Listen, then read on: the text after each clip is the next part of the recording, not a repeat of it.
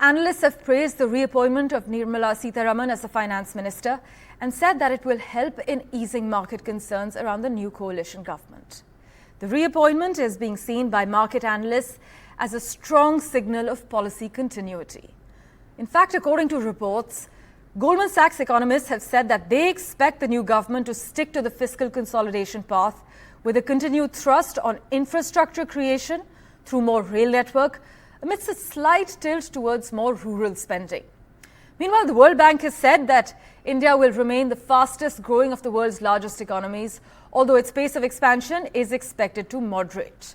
The World Bank forecasts India's GDP to grow by 6.6% in the financial year 2025, it said in its Global Economic Prospects report for the month of June. But for FY26 and FY27, growth is projected at 6.7% and 6.8% respectively. It's estimated to grow at an average of 6.7% per fiscal from the year 2024 through 2026, making South Asia the world's fastest growing region. And Rick Rossow joins us from Washington. He's the chair of US-India Policy Studies from the Center for Strategic and International Studies for further clarity. Thanks so much, Rick, for making time for us on NDTV. Ahead of the results in India, the market saw a huge sell-off. Where do you see the markets headed now? Can we expect more stability? I think we're going to see a little more stability on policymaking than people kind of expected. The result was a surprise, certainly for a lot of people, most people, I dare to say.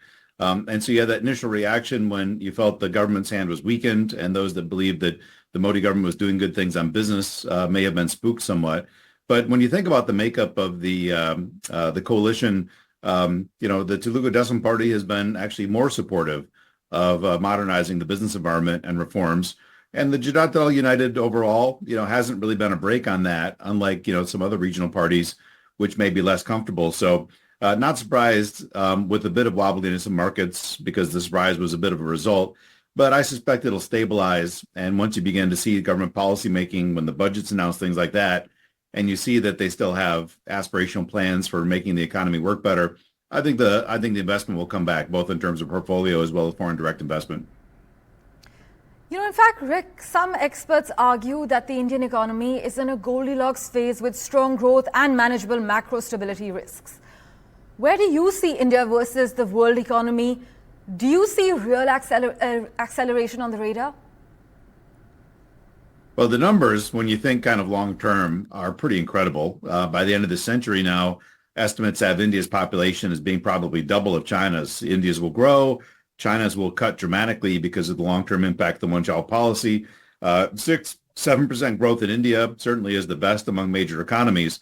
But still, in its heyday, China was growing at 10-12% a lot of years. So India doing well, but we know what even better kind of looks like based on recent examples of other large countries. To me, I think, India's real acceleration, certainly 6-7% growth is better than most, and it's going to help bring more people out of poverty and towards prosperity.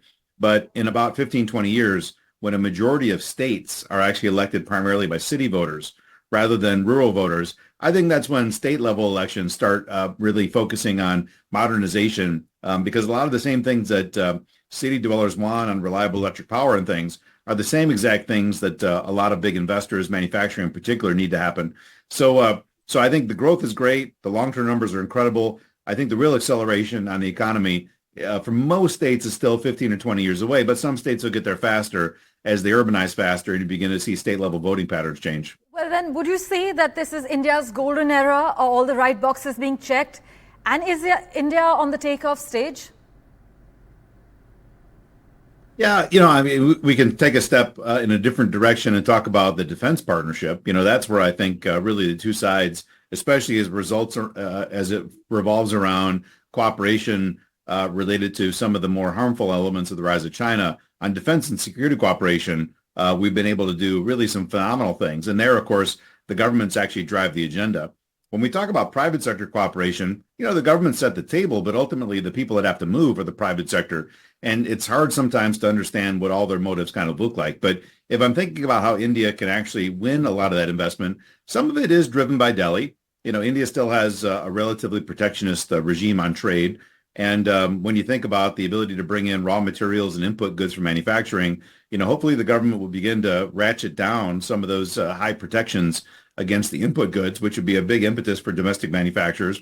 You still have about 40 sectors in India that have some type of foreign investment limitation, whether it's FDI caps or other regulations that impair foreign investors.